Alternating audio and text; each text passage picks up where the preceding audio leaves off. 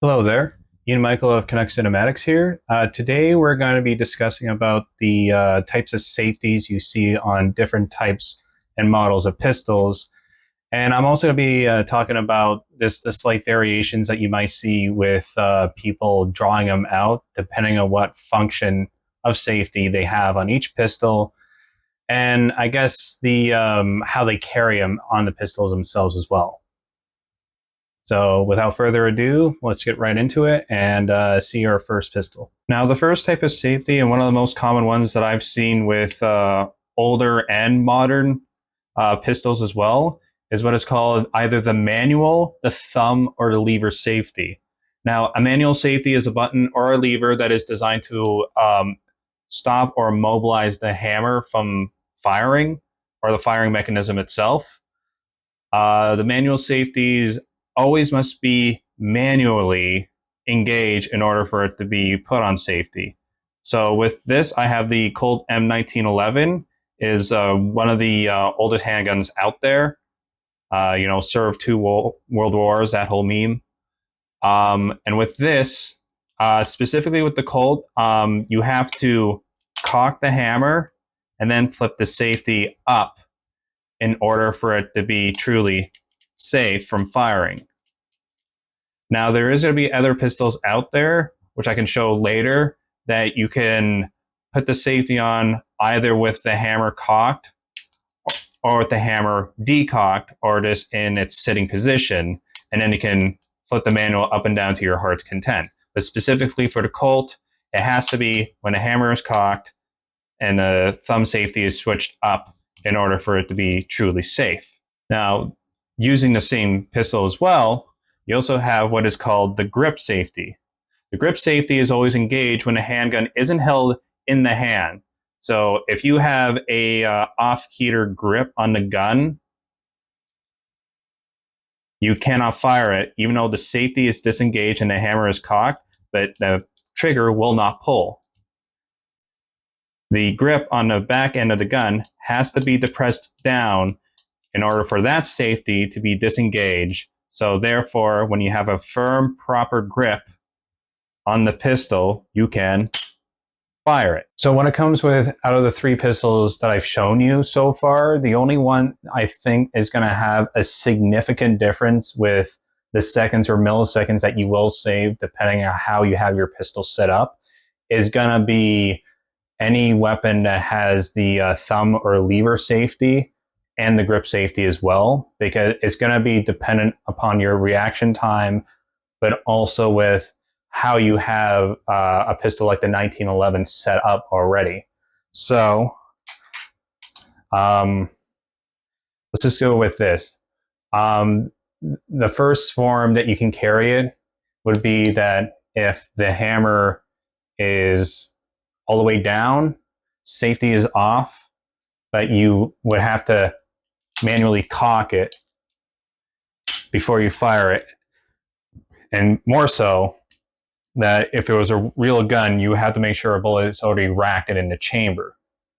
So let's say before you went on a movie set or on a patrol, if it was a real gun, you would have, put a new magazine in, you would rack it, and then carefully, this is not recommended, you let it down so that way you have one in the chamber, then you holster it. So then what happens is that if you ever come into an altercation or something, like it could be like what you see in those old westerns when they're ready to have a gunfight, that they cock it, but they don't draw it out yet. So that could be the case with that. That way, at that point, then you're ready to fire. But that's the show for simplistic. If you just had to go right away, if something happens in a matter of seconds, you're just like minding your own business and you see it. I was really slow there. Now, mind you, that isn't for me messing up. I just have not practiced this for a while, but it's still almost like working like a single action Colt or something back in the West. That if any case, if you're going to do that with the hammer down position carry, that before you draw it out, if you remember to do it, that you cock it in the holster and then draw it out. Because if you do it the other way, I kind of feel like you're fumbling with it and you might mess up. That might only half cock and then go back down, or you might accidentally fire if it goes not enough back and then you slam fire it by accident. So yeah, so that's like, I think the slowest you can possibly go with the Colt or anything that has that lever action safety, that you just draw it out like that. Although it would be the safest to carry, so nothing would happen to it, but I wouldn't recommend it. Second variation. And that's just going to be simply, having it with the hammer pulled and the safety lever off. And that one is just kind of the same thing. So instead of the first time when you have to manually cock it right away, you are always carrying it with the hammer cocked. Now, again, I probably wouldn't recommend this. I think this would only have been done in like either World Wars, Vietnam, the Korean War, if you're in like a hot zone or if you're in combat, that you're carrying it to be ready to use at a moment's notice. So if it does come to a situation when you do have to use it, you just simply pull it out and you're ready to go. Again, the only thing is that I don't think this has a drop safety, even though it has the grip and the lever safety. If you accidentally bump it, if you decide you need to use it for pistol whipping something, it might go off and it might hurt somebody. But then I think this is the most standard carry that I've seen most TV shows. So like things like Banner Brothers, The Pacific, more recently with the new show Masters of the Air, as well as many other war movies, is that when they do carry it and when they aren't in a war zone, it's that they have the hammer cocked, safety is engaged, and then you have it carried like so. So that way, when they're in combat, it's gonna be cocked and ready to go, but you have that extra safety there. So if you do bump it, there's no way it can go off because the grip safety is not engaged, and also you have the safety lever engaged as well. So when it comes to draw time, when you have to go and fire on something, you just draw it out. And then it's very, very quick. I'll go on the other side just to show you guys. So it's been engaged. So again, practice makes perfect. But when you draw it out, you're using your thumb just to quickly bring it down, and then you get into a firing stance and you're firing. So same thing.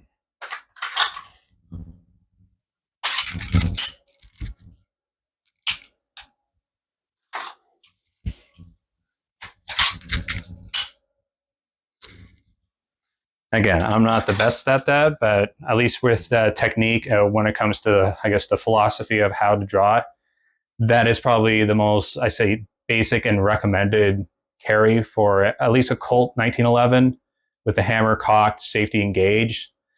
And then it's just the practice of like drawing it out and making sure you're using your thumb correctly to flick it downwards before you fire it. Otherwise, kind of like how that moment I was showing you with having this only cocked and then bringing it out and then firing it, or when it's just hammered down and then you're trying to fiddle with it as you're drawing it out.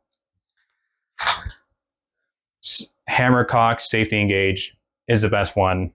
I have seen it in a lot of films, cinema, as well as real life use. That is the best one out of the three.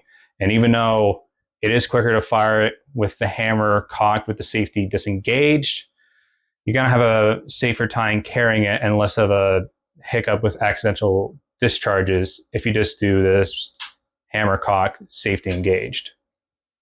For our next type of safety, we have what is called the trigger lever safety. Now, this is show where it is, because there's no side safety, there's no grip safety on this.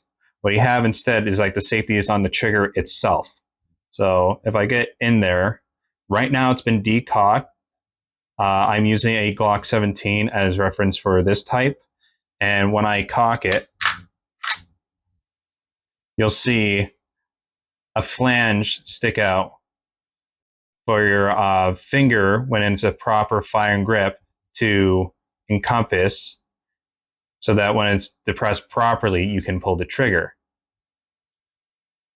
Now, trigger safeties function like grip safeties. They are engaged when the trigger finger isn't actively depressing the safety lever. So if I try to brush against it while pulling back without properly depressing that flange there, it is not going to fire.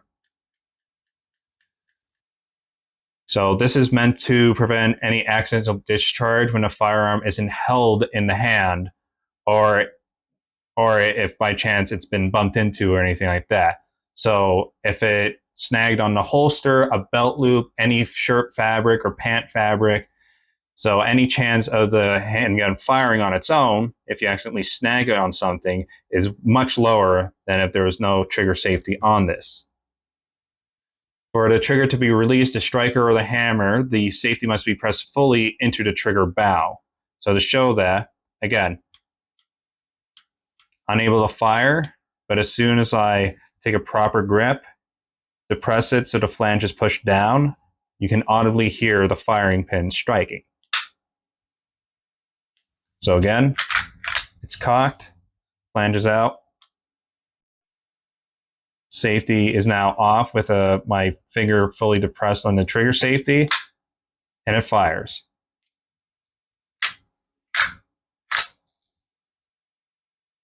Now this one will be pretty simple. This will be the draw time for a Glock. Now, generally, as I've seen with a lot of police body camera shootouts, things like that that you see on YouTube or Live Leak if you're alive back then, there's not going to be much of a difference to whether or not the Glock will perform any better with the safety engaged or not, because the safety itself is on the trigger. So it's more dependent on if you're having a proper grip on the pistol itself than it is going to be with you having to specifically engage a safety on the pistol. So it doesn't really matter like what you do. It's just as long as you have proper form with drawing out and firing it right away. So like, again, you didn't hear it click. I have no magazine in there because my magazine has gas in it and I don't want to cause a ruckus. But it's just the same thing. It's just draw out, the click, and then again, it's pretty simple. I think the only difference now is to be how good of a pistol, how well you've been trained with the pistol, and also how well you perform with like draw out time and hitting your targets as well. Otherwise, I see no discernible difference with having the trigger engaged or not, because you cannot disengage it.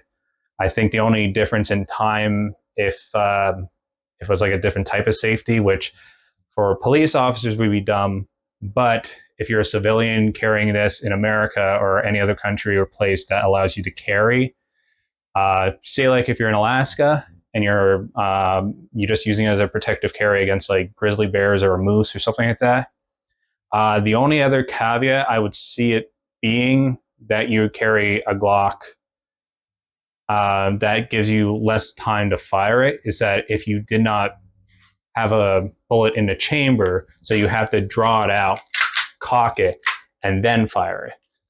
So I guess that's like an extra security measure for pistols like these when it only has the trigger guard.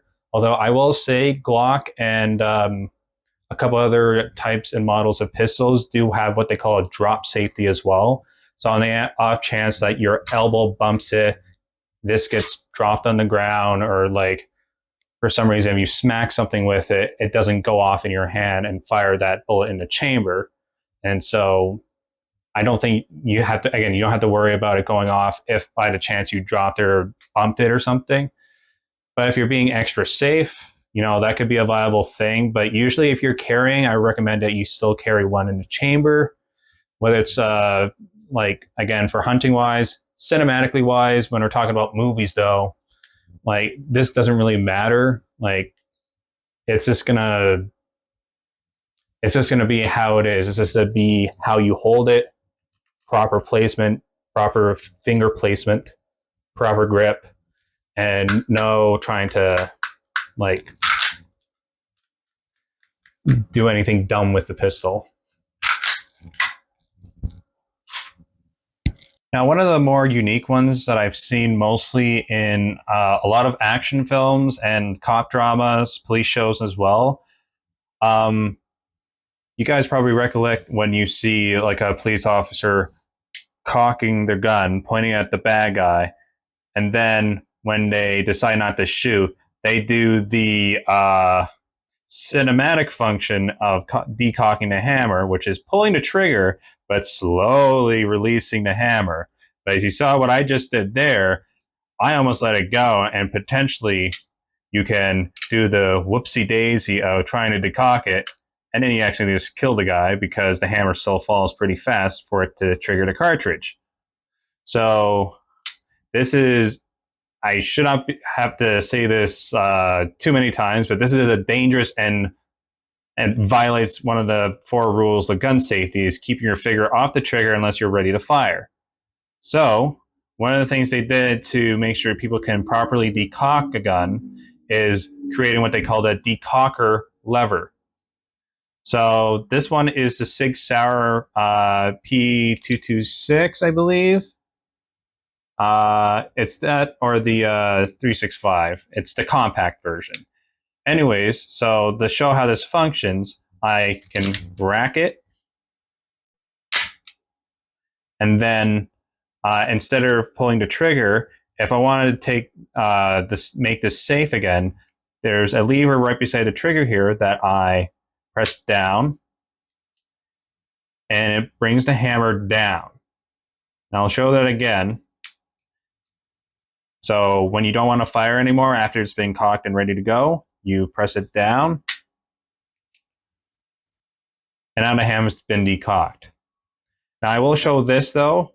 If I was to compare it to between the 3 different states it could be in, this is fully cocked. When I fire it, this is uncocked with the hammer fully down. If I was to cock it and then use the decocker lever, you'll see that it is at a halfway point. Now, what this entails though is, or what it does, I should say, is that even though you've used the decocker to make it safer, the trigger pull on the trigger itself is way less. You can see how it gives up until I get some tension here. So that tension is at the beginning of where once you pull further back, it will pull the hammer, or it will fire the hammer, I should say. To show that again, I'm going to do that again. So again, if I was just to fire this from a double action perspective, is I get tension right away. As I pull it, the hammer gets pulled back. But then also, if you were to make it fire quicker, you have the hammer already cocked, and so the slightest hair trigger pull will make it fire. But in the third function, when you fully cock it, decock it, you now have a nice in-between state of having some give, looseness in the trigger, but it makes it so that when you've had decocked it, put in your holster, and then need to draw it out again to fire it, that there was less time wasted with a full trigger pull compared to a half trigger pull, as it is slower when the hammer's fully down and having to pull all the way back. It is not as quick as the hammer already being pulled back, but it does give a significant advantage when you have it decocked. It shaves out those few milliseconds you might need. All right, so this would be just a quick little demonstration just to show the slight variations between the 3 styles, I guess, of carry, if you want to call it. But it would just be simply showing specifically for this pistol, the Sig Sauer P226.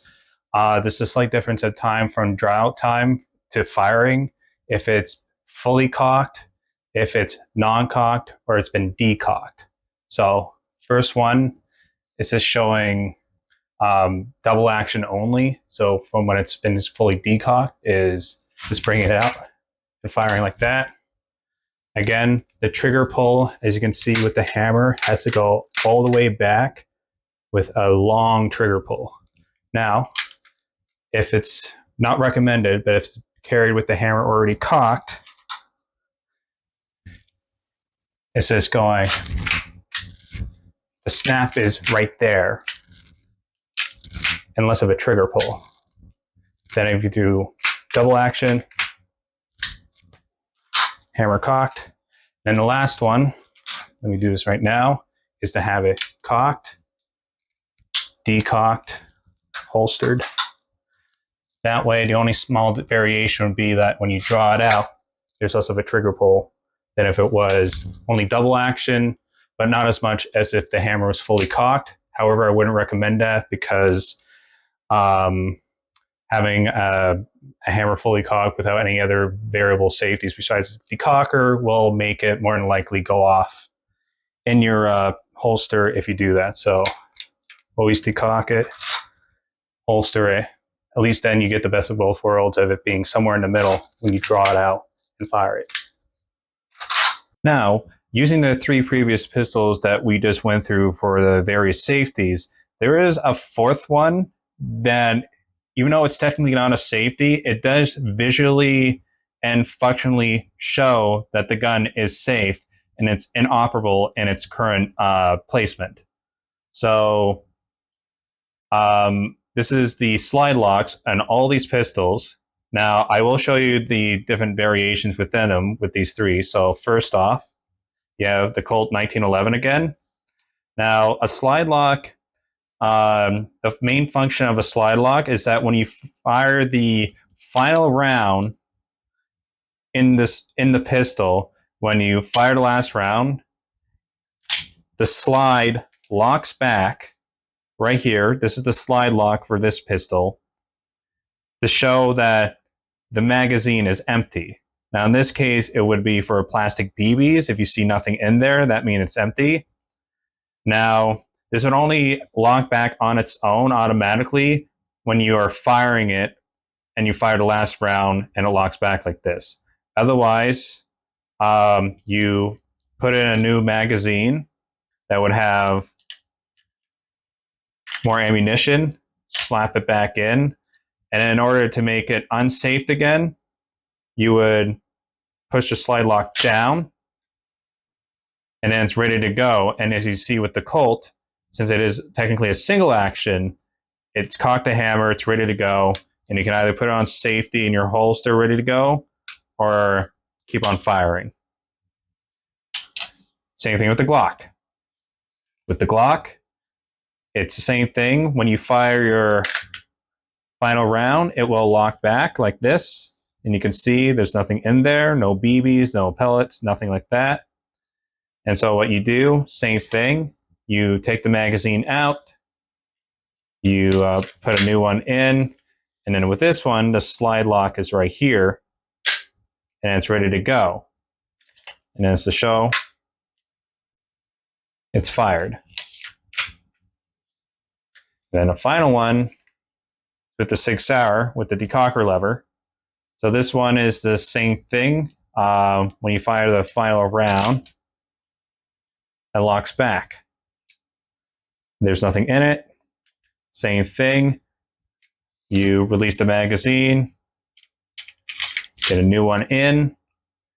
Now this one, since it has 2 tabs, that's the decocker one. This one, it's more flanged out a slight bit, so you make it more noticeable. And then you press that down, and then, like all the other one with exposed hammers, it automatically cocks it ready to go, so you can keep on firing. Now, I will show you also with this, as I was saying before, it will automatically lock when you have a magazine in the housing and no more ammunition in the magazine itself. So, to make it doubly safe, is that you can have the magazine taken out, and you'll see that even though I'm pushing back, it is not locking on its own. It only locks back when you have a magazine in the magazine housing. So in order for all these to lock without a magazine in place, you pull back the slide, and then you manually push the slide up yourself, let go, and there you go. So That will be used to signify that this gun is safe. Same thing with the Glock here, that if I was to cock it back with the magazine in, it locks back on its own. But if I was to take that out, fire it, you'll see that it does not want to lock back unless I pull it back myself, push the lock up, and there you go, it locks on its own. And as you see here, the Glock is ambidextrous. That has a slide lock on this side as well as this side as well. So that signifies that it's safe as well. And then same thing with the Colt. You take out the magazine, you manually push it back. The slide's right there, you push up, and it's locked back. And all your pistols here are now rendered safe because the slide locks are locked back, and now there's no magazines for them to be housed in the magazine housing.